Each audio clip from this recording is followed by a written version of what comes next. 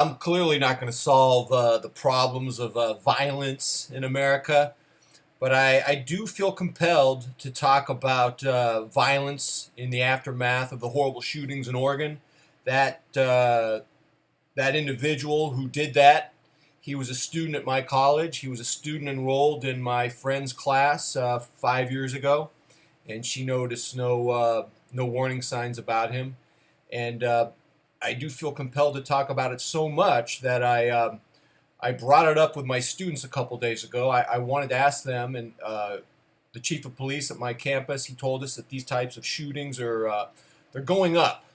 There's an increase in them, and I asked my students if they wanted to weigh in and explain why these types of shootings are getting worse and more prevalent. And I have this very astute, brilliant student. He's only 18 years old. Man, he hit a bullseye. He hit a bullseye with his explanation. He said things are radically different now from when they were just 10 years ago.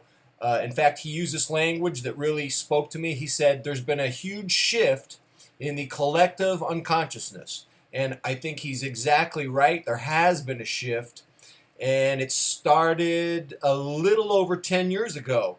I remember I was in Kauai with my wife. We were on vacation. This was long before we had children. We didn't have children until 2010. So this is 2003. We've been married for about a year. We're in Kauai. And I remember at the Sheraton Inn Hotel, I would go into the lobby and log on to my Amazon account and see how many people liked my reviews of like Magnus Mill's novel, The Restraint of Beasts or whatever. And I had started this little demon of obsession of accumulating Amazon yes votes. And look at me now. You know, many years later, I'm a very high-ranking Amazon reviewer, but what price did I pay? What kind of neurotic dependence did I develop on that? Since that time, we've had Facebook, Twitter, Instagram, YouTube, and now you can define your relevance through how many followers you have, how many hits you have, what kind of comments you get, how many likes you get.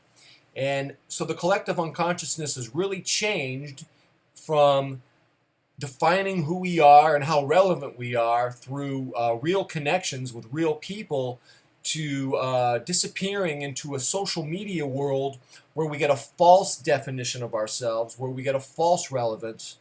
And I would say we're maladapted.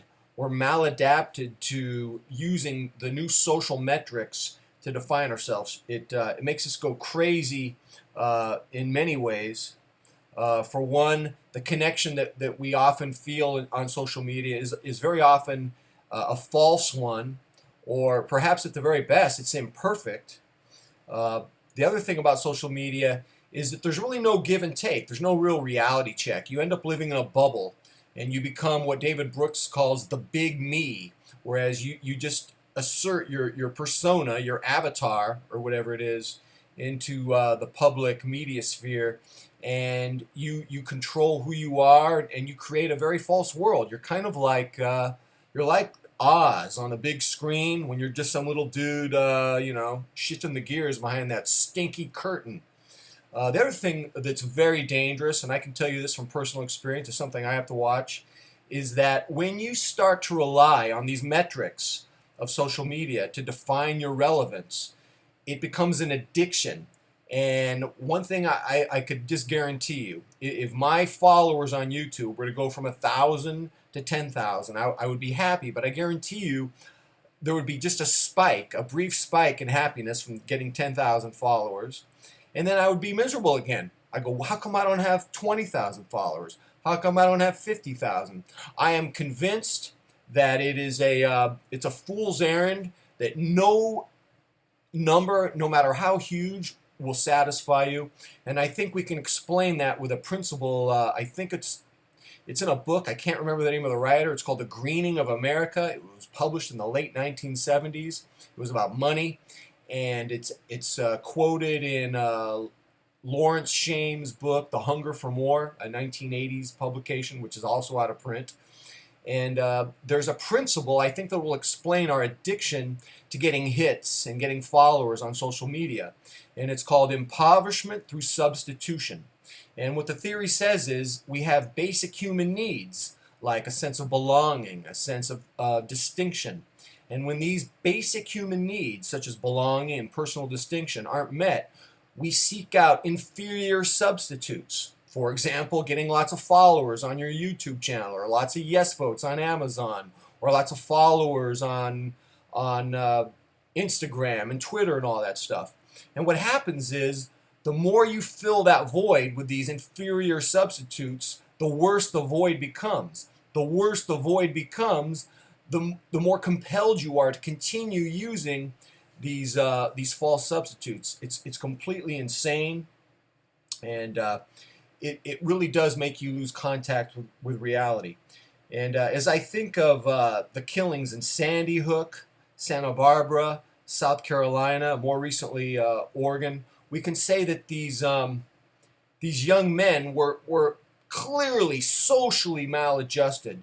And can you imagine taking someone who's that socially maladjusted and putting him in a social media bubble where he begins to believe in his own reality? He begins to drink his own Kool-Aid, and there's really no one to challenge you when you disappear into your social media world. Now, 3 of those 4 killers we do know did have a very active social media presence on Facebook and whatnot, where they were posting all their hate and all their delusional fantasies. And I don't know about the 4th one in Sandy Hook. I don't know if he had such a place or not. Now, I want to make this clear to you. I'm not a Luddite. I'm not calling for the death of social media.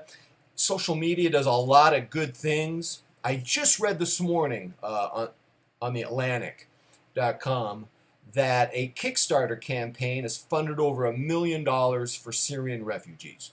There are good things going on. I have a YouTube channel, and I have an obsessive personality, and I tend to talk a lot about my watch collection and the foibles that I've gone through and the ups and downs that I've gone through. And the people who go onto my my channel so far, I'm probably going to invite good luck now, but so far the people who have commented and followed me on my channel have been very bright, very thoughtful, very mindful, very intelligent. And what I like about the people who've been following me so far is they clearly have a hunger for authentic dialogue about the subjects that interest them. Like me, I get the sense that they have no patience for BS or people who are just selling themselves. You know, my channel is really not one of self-promotion. To some degree, we all want an audience to be relevant. And for example, if I were to write a short story and no one were to read it, you know, that's a downer. You know, clearly you want an audience to some degree. You want a voice to be heard. But there's crossing the line where you become meretricious, where you become venal, and you become crass and vulgar in the way you encounter people. And instead of just looking at people as people for whom you can have a meaningful dialogue, an authentic dialogue, you look at people as, oh, a business opportunity. And I think the people who follow me on my YouTube channel, they appreciate that I'm not going in that direction. And so clearly there are good things going on social media. And, you know, there are some rules that I need to follow. I have to be careful that I don't get addicted to how many followers I get or how many hits I get. If I make a video and no one or very few people visit it or give it positive affirmation, I can't be grumpy all day and grouchy and define my relevance and my place on the social totem pole, the social hierarchy, by something like that. And the other thing I have to remind myself is that if I begin to allow social media to be the drug that it can be, and I begin to define myself by how many hits I amass, I'm going on a fool's errand. There's no way that's ever going to meet basic needs like real connection with my family. And the other thing I need to remind myself is that I can't let any kind of social media ambitions like on YouTube, I can't let them compromise the connection I have with my family. And sometimes that's tough, I think as a male who, like a lot of males, has a lot of obsessions, I think going into your YouTube world can be a sanctuary from a lot of stress that you have in your family. So I need to be cognizant of that and not let YouTube be too much of an escape. So all of us have challenges in this whole new collective unconsciousness of this digital generation. And as far as the shooters go, it's probably going to get worse before it gets better. That's human nature. I hope I'm wrong on that count. I want to thank my student for using that term made popular by Carl Jung, the collective unconsciousness. It has changed radically from just 10 years ago. Completely fascinated by that. I feel privileged that I was able to explore that in this exposition. I don't have a magic wand to discuss gun control or guns or anything here, but I do feel that I got some clarification on how social media is making us, in some ways, go crazy and how we're maladjusted to it.